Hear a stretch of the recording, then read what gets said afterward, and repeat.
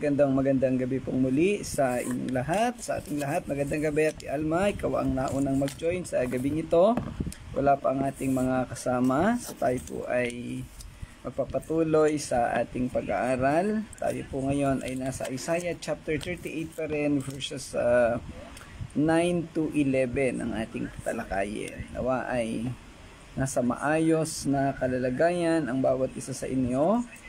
Okay. Ayan, so tayo po ay nasa pagpapatuloy ng ating pag-aaral. Ayan, nandiyan na si Pastor Claude. Magandang gabi, Pastor Claude. At sa buong pamilya ni Ate Alma. Okay, so kagaya nga po ng nabanggit ko, tayo na sa Isaiah chapter 38 verses 9 to 11. Pero bago po yan, tayo po ay muling dumako sa ating panimulang panalangin. Samahan po ninyo ako. Muli po, Panginoon naming Diyos, kami ay nagpapasalamat sa napakagandang panahon at oras na ito na binigay mo sa amin upang kami ay sama-samang makapag-aral online ng iyong mga salita. Patuloy mo kaming pagpalain, gabayan at pangunahan, Ama. Amin pong tinatagubilin sa iyo ang talakayan sa gabi pong ito. Ikaw po ang patuloy na gumabay at manguna sa amin, Amang Diyos. Sa pangalan ng Panginoong Hesus. Amen. Okay, so maraming salamat po uli sa inyo. Okay, tayo po ay magpapatuloy nga sa ating pag-aaral. Kagabi ay natapos natin hanggang verse 8. At iyan nga ay napakalawak ng ating talakayan. Uy, meron tayong bisita, si Mac Jones. Maraming salamat. Jones, salamat. Kung nasaan ka man sa oras na ito, salamat at napadaan ka sa aming pag-aaral. Huwag kang aalis dyan, makinig ka hanggang 8:30 lang ito para madagdagan ang dati mo nang alam. Baka sakaling bumalik ka sa church. Okay, salamat Jones. Si Jones po ay isa sa mga anak natin sa Winner Church, mga kabarkada ni Darrell. I think, okay, tama. Sige. Okay, so, kagabi ngayon natalakay natin ang verses 4 to 8. At yan ang ating natapos kagabi, kung saan ipinahayag doon ng Panginoong Yahweh sa pamamagitan ni Propeta Isaiah kay Haring Hezekiah ang kaniyang ang tugon sa kaniyang panalangin, ang tugon sa kaniyang kalungkutan. At ito nga ay pinahayag dito na dadagdagan ni Yahweh ng 15 taon ang buhay ni Haring Hezekiah. Ngayong gabi, papagpatuloy natin ito sa verse 9, 10, and 11. Ito ay tumutukoy sa mga awitin ng mga pagdadalamhati ni Haring Hezekiah sa panahong iniintay niya ang kaniyang kamatayan. Pero bago po iyan, meron tayong mga ilang side notes o mga ilang dagdag na kaalaman na importanteng maunawaan natin dito sa kabanata po na ito. Una, ang chapter 38 ay posibleng nangyari bago mangyari ang chapter 36 and 37. Ang mga pagkakasunod-sunod po ng mga kabanata sa Bible ay hindi chronological. Ibig sabihin, hindi ito eksaktong ayon sa eksaktong nangyari sa panahon o sa mga pangyayari. Doon sa chapter 38, may binabanggit doon sa dulong panahon, sa isang bahagi na matapos na nadagdagan ni Yahweh ng 15 taon ang buhay ni Haring Hezekiah, may pangako siya na pagpapalain niya ang kaniyang bayan. Hanapin natin para mas accurate ang ating talakayan. Ang sabi niya doon, hindi lamang iyan, verse 6, chapter 38 verse 6, ikaw at ang lungsod na ito'y hindi mapapahamak, sapagkat ipagtatanggol ko kayo laban sa hari ng Assyria. Okay, ito yung isang patunay na posibleng yung chapter 38 ay nangyari bago mangyari ang chapters 36 and 37. Kasi doon sa 37, natalo na ng Diyos ni Yahweh ang mga Assyrians. Samantalang dito sa chapter 38, ipinapangako pa lamang na bibigyan niya ng protection. So may konting validity doon. Although syempre hindi natin alam eksakto nangyari sa kapanahonan na iyon. Ang pangalawang bagay na dapat nating maunawaan dito is part of our interpretations and analysis sa mga kabanata. Si Yahweh, kung ating babasahin lang literal, parang po pwede nating questionin, magandang gabi Sir Irene, pwede nating questionin, tanungin, yung sinasabi nating immutability ng Diyos, na ang Diyos ay hindi nagbabago sa kaniyang pasya. Kasi dito, mababasa natin, doon sa verse 2, ipinahayag dito ni Yahweh verse 3, ipinahayag dito ni Yahweh, sorry. Verse 1 pala, ipinahayag ni Yahweh na mamamatay na si Hezekiah. At ang sabi niya pa nga doon, ipatawag mo ang iyong sambahayan at gawin mo ang iyong mga huling habilin sapagkat hindi ka nagagaling. Mamamatay ka na. Subalit pagdating doon sa verse 5, ang sabi sa kanya, sabihin mo kay Hezekiah ang sinasabi ni Yahweh. Pansinin niyo yung unang panimula. Doon sa verse 1, may binanggit na sinabi niya sa hari ang utos ni Yahweh. So si Yahweh ang direktang nagsalita. Doon sa verse 6, si Yahweh rin ang nagsalita. At ang sabi niya sa verse 5, sabihin mo kay Hezekiah ang sinasabi ni Yahweh, ang Diyos ng iyong ninunong si David. Nakita ko ang iyong pagluha at marinig ko ang iyong dalangin, kaya dadagdagan ko pa ng 15 taon ng iyong buhay. So medyo contradiction. Magandang gabi, Sir Daniel. Salamat sa iyong pagsama at kay Sister Jane. Medyo papansinin natin sa dulo ng verse 1 at sa verse 5, merong contradiction. Kasi una ipinahayag ni Yahweh na mamamatay na si Hezekiah. Pagdating dito sa verse 5, pinahayag niya na mabubuhay pa siya, dadagdagan niya pa ng 15 taon. Kung medyo malikot ang utak natin, ang isip natin sa pag-aanalisa, alam natin yung katangian ni Yahweh na hindi siya nagbabago ng kaniyang kaisipan, immutability. Pero bakit sa pagkakataong ito ay nagbago ang pahayag at kaisipan ni Yahweh? So mali pa lang immutability. Yun po bang ibig sabihin noon? Hindi po. Immutable pa rin. Hindi pa rin nagbabago ang kaisipan ni Yahweh. Well, pwede nating sabihin sa direktang paliwanag, ito'y sumasakop sa sovereignty ng Diyos, ang kanyang otoridad, ang kanyang pasiya. Pero pag i-analyze mo lagi, hindi po pwedeng kontrahin ni Yahweh ang kanyang sovereignty, ang kanyang katangian. Ibig sabihin lang po nito, yung plano o yung muling pagkabuhay, yung pagdagdag ng 15 taon sa buhay ni Hezekiah ay matagal ng plano ni Yahweh. Pero bakit sinabi niya na mamamatay na? Okay, it could be a test. It could be a test ng pananampalataya ni Hezekiah. At dinadala ni Yahweh si Hezekiah dun sa sitwasyon na talagang susuko siya, ipapahayag niya ang kaniyang pananampalataya at pananalangin, yung pagsuko, pagkuha ng pag-asa kay Yahweh. Kaya niya sinabi na siya ay mamamatay na. Kasi very obvious kumbaga na kasi meron siyang terminal sickness, meron siyang terminal disease na magiging cause ng kaniyang kamatayan. So talagang pwedeng sabihin na valid na mamamatay na siya. So ipinahayag ni Yahweh to test his faithfulness, yung kanyang pag-asa, yung hope niya sa Diyos. Pero hindi ibig sabihin, mga kapatid, na nagbago ang kaisipan ni Yahweh. Hindi magbabago ang pag-iisip ni Yahweh. So wag po nating ma-misinterpret ang mga bagay na yan. Part na ito ng original na plano ng Diyos. Okay. Pangatlo, may binabanggit dito sa ating tatalakayin pa lang natin ngayon sa gabing ito na lungkot na lungkot si Hezekiah dahil may mamatay na siya. At hindi na niya makikita ang Diyos, hindi na niya makakasama ang mga tao. Ito po yung pahayag na ito ni Hezekiah, kabaligtaran sa pahayag ni Apostol Pablo. Ang sabi ni Apostol Pablo sa Pilipos, ang kamatayan ay pakinabang.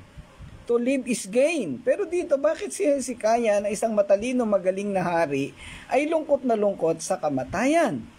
At ang sinasabi niya pa doon, mamaya tatalakayin natin, siya ay mabubuhay na doon sa Sheol. O pwede nating sabihin sa kasalukuyang panahon natin ngayon, nasa impyerno. Magandang gabi, Brother Edgar. Okay, ganito po ang paliwanag dyan.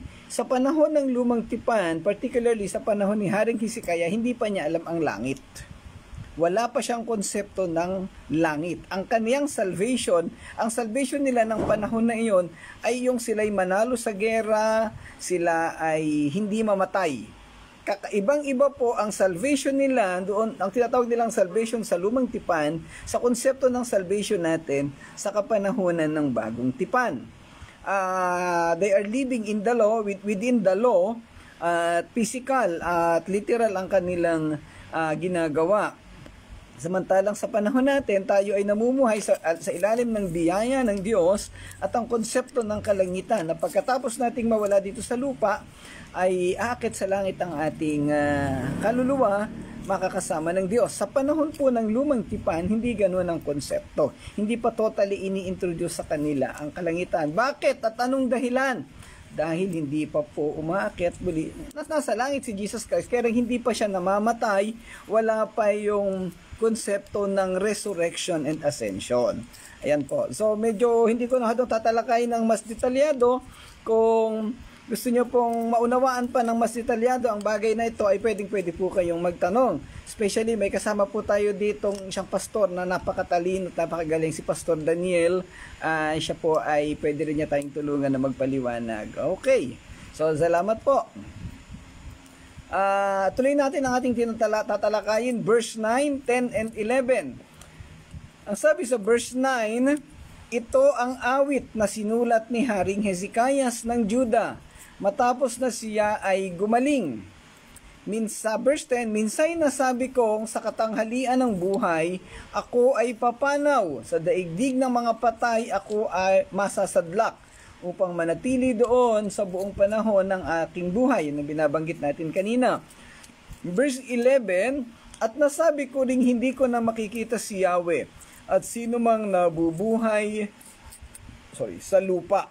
Ayan. So makita natin dito, ang talatang siyam at 11 na tatalakay natin sa gabing ito ay bahagi ng mahabang tula o awitin ng pasasalamat at pagdadalamhati ni Hezekiah. At ito ay mababasa natin mula verse 9 hanggang verse 20. Yan.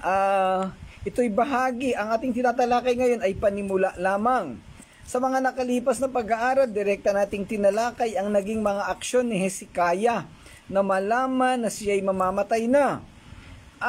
Hindi nabanggit sa verses 1 to 7 kung ano yung mga sinabi, inisip ni Hezekiah. Agad-agad ang binanggit doon ay yung kaniyang biglaang yung pananalangin para ipakita ang kaniyang pananampalataya at paghingi ng pag-asa kay Yahweh. Pero syempre, at the middle noong sitwasyon na yon, sa kapanahonan na yon, hindi naman agad-agad namatay si Hezekiah. Actually, hindi nga siya mamamatay. So meron siyang mga naranasang kalungkutan. Meron siyang naranasang mga makapighatian sa kanyang damdamin. Ikaw ba naman yung sabihan na mamamatay ka na?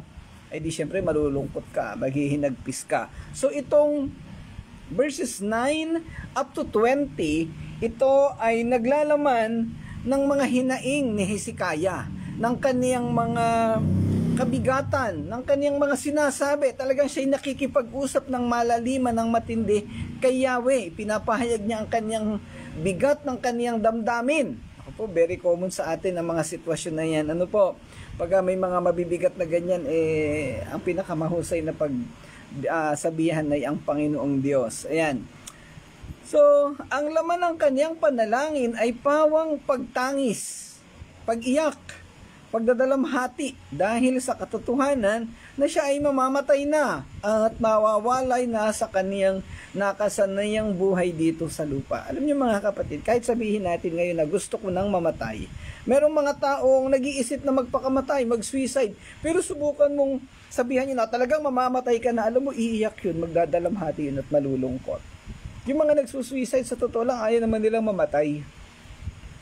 Nadadala lang sila ng kanilang problema, ng kanilang damdamin. Ako kahit sabi ko sa inyo, ako ready na akong mamatay, pwede na rin nga, pero sa totoo lang, ayoko pang mamatay. Kasi ang dami pang kailangan gawin at ayusin dito sa mundo. Ayan po. Pero syempre, kung kalooban na ng Panginoon, wala tayong magagawa.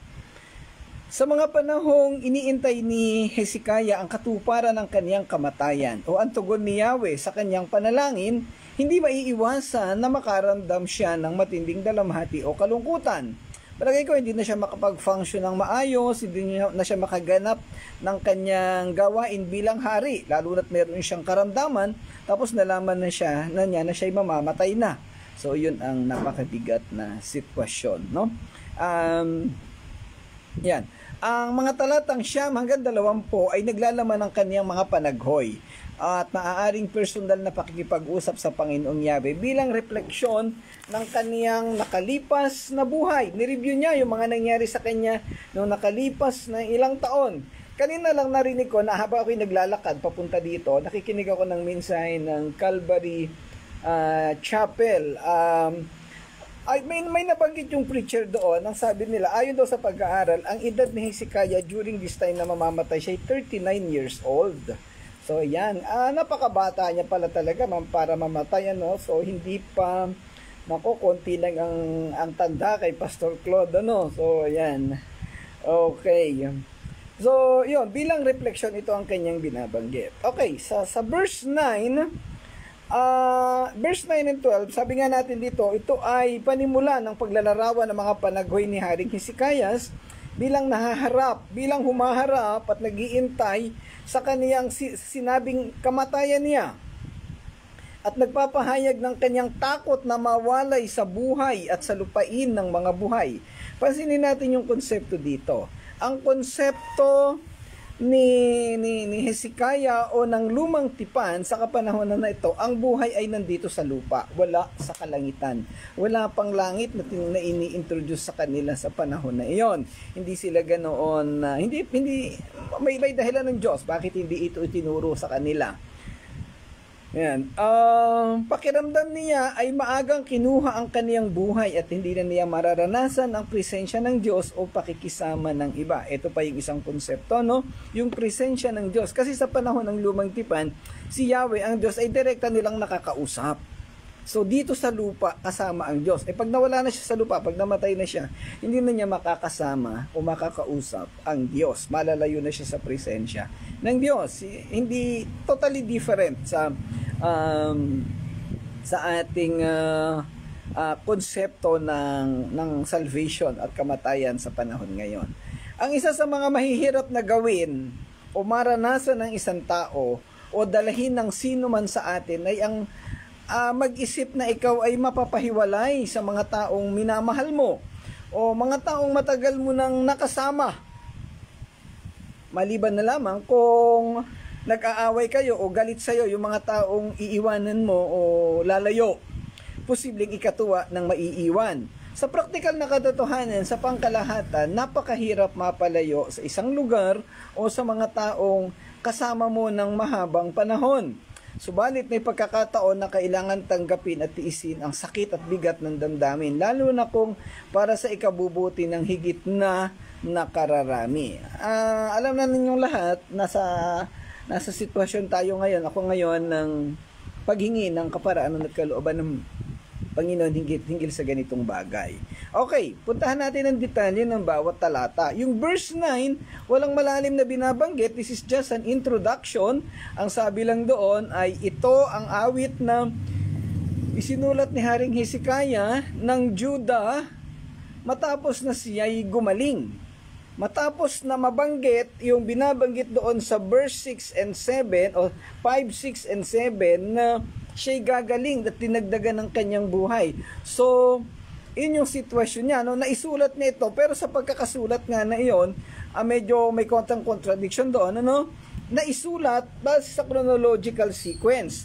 Pero papansinin natin na ang laman, simula sa verse 10, ito'y naglalaman ng pagdadalamhati. No? Parang isinasalaysay ni Hezekiah ang supposed to be mararamdaman niya at mangyayari. Ayan, talakay ating tunghayan ang nilalaman. Ang sinabi ni Hezekiah sa verse 10, sinabi ko, sa kasaganaan ng aking buhay, yung sinasabing katanghalian, dapat ba akong dumaan sa mga pintuang daan ng kamatayan at pagnakawan ang nalalabing bahagi ng aking mga taon? Yung masyadong malalim ito, galing sa King James ito. Pagnakawan ang nalalabing bahagi ng aking mga taon, isabihin yung buhay niya nanakawin. Isabihin, mamamatay na siya. So, dapat ba siyang mamatay? Ipinapahayag niya ang kaniyang pagkabalisa sa pag-asang mamamatay ng bata pa. Yun nga, nabanggit natin na around 39 years old lang. Siyempre, hindi naman yung ganun ka-accurate. Ano po? Na nakadarama ng pagnanakaw ng mga taon na inaasahan niyang mabubuhay. Siyempre, may pangarap siya bilang hari, gusto niyang mabuhay ng mahaba, pero ito bigla siyang sinabihan ni Yahweh na mamamatay na. Kahit ako'y may matanda na, ay pag nalaman ko ngayon, biglang may nagsabi, baka may biglang bumabang anghel dito, kung sino man, na Pastor Do, mamamatay ka na, sabi ng Diyos, nakakalungkot. No, baka ako'y mag-iiyak dito, baka gumulong pa ako dito sa loob ng church. So, ayan po.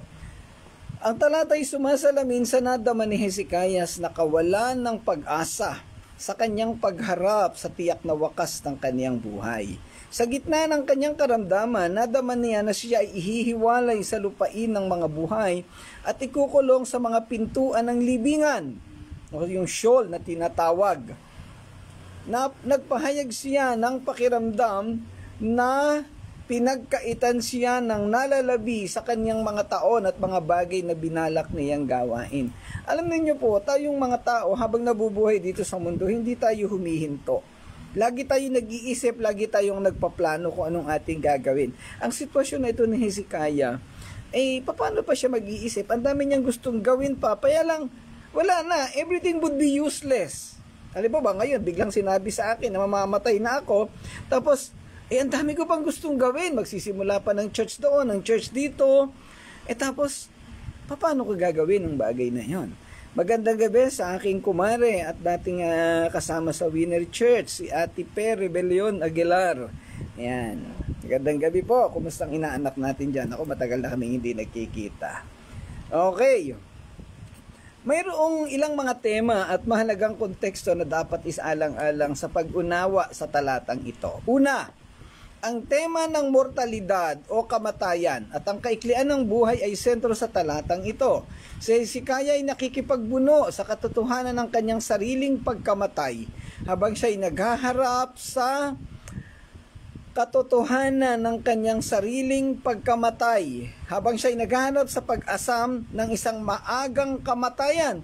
Alam mo, hindi maunawaan ni Hezekiah kung anong kanyang iisipin. Teka, iisipin ko ba yung mga plano ko? O paghahandaan ko na ba yung kamatayan ko? Anong isusuot na sa akin ng mga tauhan ko pag namatay na ako? Saan ako ililibing? Ganun ganito. So, medyo napakagulo ng sitwasyon na ito. Ano? Yan. Kaya sabi ko nga sa inyo, habang buhay pa tayo, paghandaan na natin ang mga bagay na yan. Anyway, ang temang ito ay sumasalamin sa lahat ng mga karanasan ng tao. Dahil lahat tayo ay dapat harapin ang mga limitasyon ng ating sariling pag-iral o pamumuhay at ang pansamantalang kalikasan ng buhay. Well, ang talatang ito ay nagpapahayag sa atin na lahat tayo ay mamamatay. Hindi tayo mananatili dito ng buhay sa habang panahon. Ang ikalawa ay tinatampok din ng talata ang kalagayan ng tao na kawalan ng pag-asa sa harap ng kamatayan. Siyempre, pag namatay ka na, again, konsepto ng lumang tipan, pag namatay ka na, wala ng pag-asa. At ito'y general na sitwasyon ng bawat tao, lalo na siyempre yung mga hindi mananampalataya. Pero kung ikaw ay mananampalataya, kung ikaw ay totoong born again Christian, ang konsepto ng kamatayan sa iyo, isang buhay na pag-asa. Kasi pupunta tayo sa langit at napakaraming pangako ng Diyos sa kalangitan. Meron tayo dong tirahan sa John chapter 14 at yung buhay na ganap, nakasiyasiya, napakarami, hindi natin kayang isa-isahin ngayon. Ang pakiramdam na ito ng kawalan ng pag-asa ay isang bagay na maraming tao ang maaaring makaugnay dahil ang pag-asam ng kamatayan ay maaaring nakakatakot o napakalaki. Well, wala namang taong nangarap na mamatay. Sabi ko nga sa inyo kanina, kahit yung mga nagpapakamatay, sa totoo lang ayaw nilang mamatay. Kaya lang dumadating sila sa punto na wala na silang magagawa, no? Parang, kasi nga wala silang Kristo, wala silang pananampalataya. Parang ang nakikita na lang nilang solusyon sa problema nila ay kamatayan. Kaya importante na magkaroon ng totoong pananampalataya ang bawat isa. I-share natin ang gospel. Ano po? Ang konteksto ng talatang ito ay mahalagang maunawaan natin. Ang karanasan ni Hezekiah sa pagkakasakit at mga damdamin ng kalungkutan, panaghoy at pagdadalamhati nagpapatunay ng natural na ugali at sistema ng buhay ng tao. Maging ang natural na tugon natin gamit ang ating emosyon o damdamin. Sinasabi natin na huwag maging emosyonal. Subalit sa mga pagkakataong haharap tayo sa parehong mabigat na sitwasyon at kalungkutan. Yung pagkalayo at pagkahiwalay ay siguradong maaaring mahirapan tayong labanan ang pagiging emosyonal. Buhay natin yan, may damdamin tayo no? Talagang nakakalungkot at talagang nakikipagbuno tayo. Ang sitwasyon ni Hezekiah, siya'y nakikipagbuno sa matinding bigat ng kaniyang damdamin. Sa ibang salin ng Biblia ay ginamit ang salitang gates of Sheol o pintuan ng libingan. Ang simbolismo nito ay ang pagkakaroon ng hangganan sa pagitan ng buhay at kamatayan. So, yun yung naghihiwalay ng kamatayan at buhay. Ito ay kumakatawan sa sitwasyon o panahon ng naghihiwalay sa lupain ng mga buhay mula sa kaharian ng mga patay. Ang takot ni Hezekiah na makulong sa mga pintuang ito ay sumasalamin sa pandaigdigang pagkabalisa ng tao tungkol sa mortalidad or mortality at ang kawalan ng sapat na kaalaman sa katotohanan ng kabila ng kamatayan. Ang talatang ito ay nagpapahayag ng katotohanan ng kamatayan. Walang sino mang pinipili ito. Lahat ay dadating sa kamatayan. Basahin natin ang Hebrews 9:27. Nandun lahat. Ang sabi doon, minsan lamang mamatay ang lahat ng tao at ang kasunod nito ay ang paghuhukom. Yan. So lahat ng tao ay mamamatay. Ang tanong lang nito, ano yung ating magiging damdamin kung malaman natin na tayo mamamatay na? Siyempre, pag namatay na tayo, wala na tayong damdamin, hindi na natin alam yon. Pero yung nalaman mo in advance na, Pastor Do, mamamatay ka na bukas, naku po, ano kayang gagawin ko ngayong gabi? Palagay ko hindi na ako matutulog, no? Magpapaalam na ako sa mga dapat pagpaalaman. Ayan. Okay. Kaya minsan pagka biglang tumunog yung inyong messenger ng mga alanganing oras, tingnan niyo at baka ako'y nagpapaalam. Joke lang. Yung mga walang anyway. Anyway, verse 11, punta po tayo sa verse 11. Pinagpatuloy niya, sinabi ko, hindi ko na muling makikita ang Panginoon sa lupain ng mga buhay. By the way, kasama ko dito sa Church Princess. Ayan. Biglang dumating. Hindi na ako titingin sa aking kapwa-tao o makakasama ko ang mga naninirahan ngayon sa mundong ito.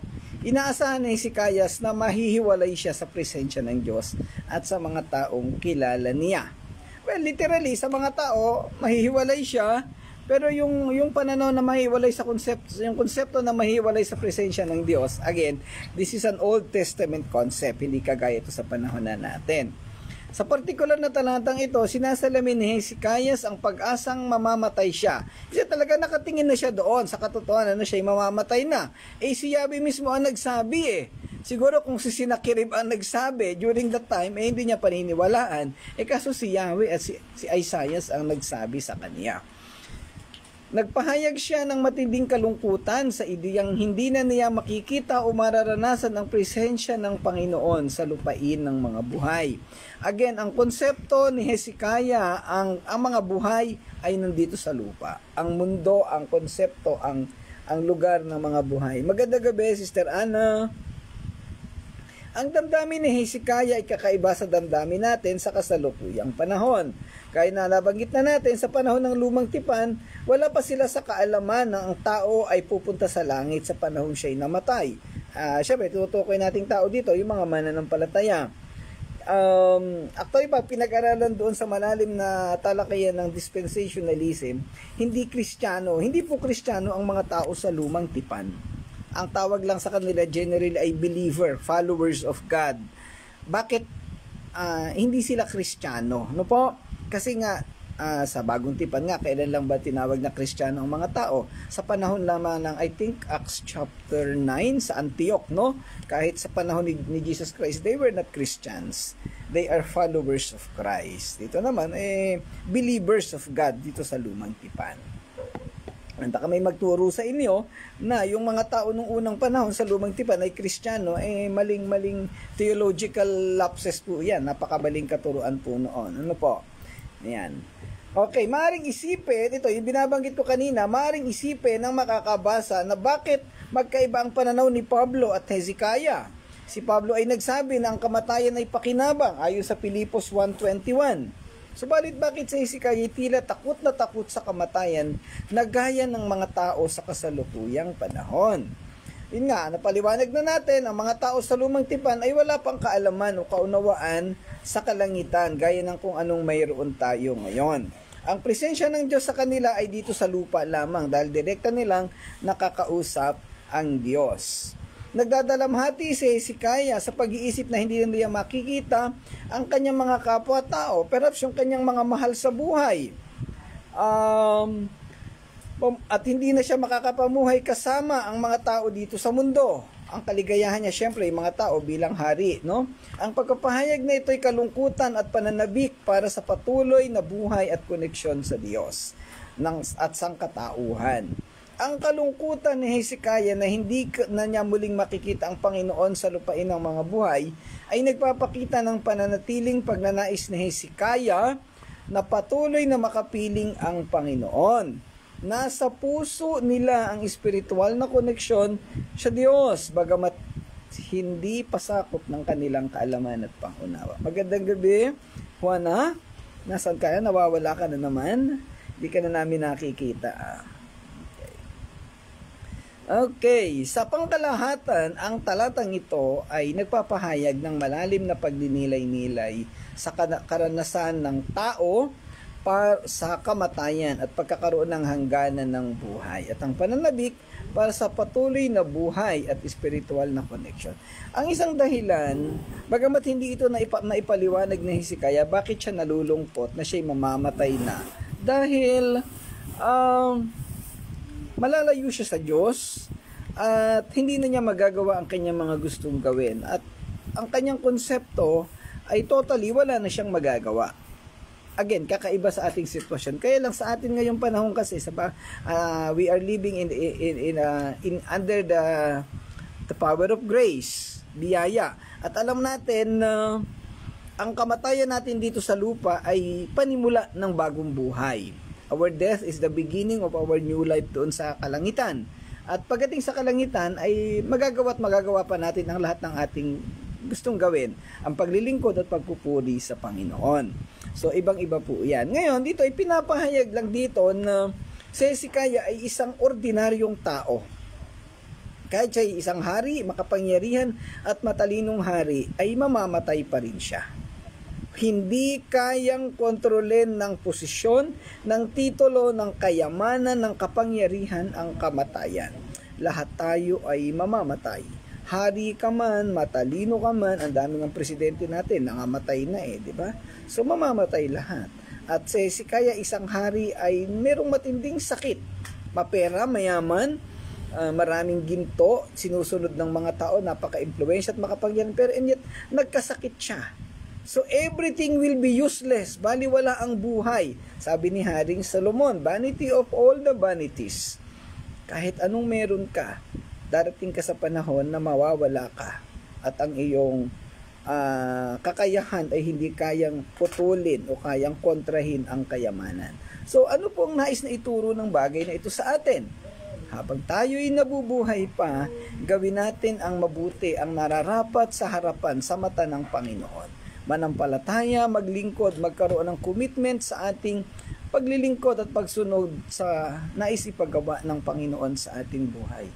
Bata man tayo, matanda, babae man o lalaki, anuman ang aspeto at sitwasyon ng ating buhay, anuman ang ating ginagawa, huwag nating kakalimutan na ang pinakamahalagang bahagi ng buhay natin ay ang pagsunod, paglilingkod at pagbibigay ng karangalan sa Panginoon. Kaya ni Hezekiah, kaya siya ay nalulungkot at nagdadalamhati kasi matatapos na ang kanyang paglilingkod sa Panginoon. Napakaraming gustong gawin ni Hezekiah. Gusto niyang baguhin ang buong Juda, ang buong Jerusalem, ang buong Southern Kingdom ng Israel. Pero yun nga, matatapos na. At kung malalaman lang siguro ni Hezekiah kung ano mangyayari sa kaharian matapos siyang mamatay, nako, di lalo na itong maghihimutok. Ayan po. Kaya lagi nating iisipin na, pero again, hindi kontrolado ni Hezekiah ang kanyang buhay. Diyos pa rin ang nakakaalam. Ano po? But syempre, itong unang bahagi na ating natalakay, verses 9 to 11, nagpapahayag ng pagkalungkot ni Hezekiah. Sa mga susunod na bahagi ng kanyang awitin at ng kanyang tula, pasasalamat naman kasi binigyan siya ng bagong buhay ni Yahweh. So, tunghayan po natin. Pwede rin kayo mag-advance reading, Isaiah chapter 38 verses 12 to 20. Okay, so pansamantala po sa gabing ito ay hanggang dyan lang muna ang ating pag-aaral. Maraming salamat po sa inyong pagsama, sa inyong pakikipag-aral sa akin, sa ating lahat. Okay, so pagpalain po kayong lahat ng Panginoon, tayo po ay magwakas sa ating pananalangin. Ama naming Diyos na dakila sa lahat, muli po kaming nagpapasalamat at nagpupuri sa iyo sa napakagandang gabi na aming nagamit upang makapagtalakay, makapag-aral ng iyong mga salita. Nawa Panginoon, natuto po kaming lahat sa mga halimbawa ng mga talata na aming tinalakay. At ang bawat bagay na ito ay may pamuhay namin, magamit namin ng naaayon sa iyong kalooban, sa iyong kaparaanan. Naway malagi ka naming mapapurihan at mapaglingkuran. Salamat po dakilang Diyos, pagpalain mo po ang lahat ng mga nakasama namin sa pag-aaral na ito. Pinapaubaya po namin, tinatagubilin sa iyo ang lahat ng ito, Ama, sa pangalan ng Panginoong Hesus. Amen. Amen. Okay, maraming salamat po sa inyong lahat. Siyempre sa ating mga kapatid, si kay Juana, kay Sister Ana, kay Pastor Claude, kay Maring Pe, kay Sir Daniel, kay Ate Jane, kay Sister Irene, syempre sa pamilya Ornido, at kay Princess na nandito kasama ko dito sa church. Okay, pagpalain po kayong lahat ng Panginoon. To God be the glory.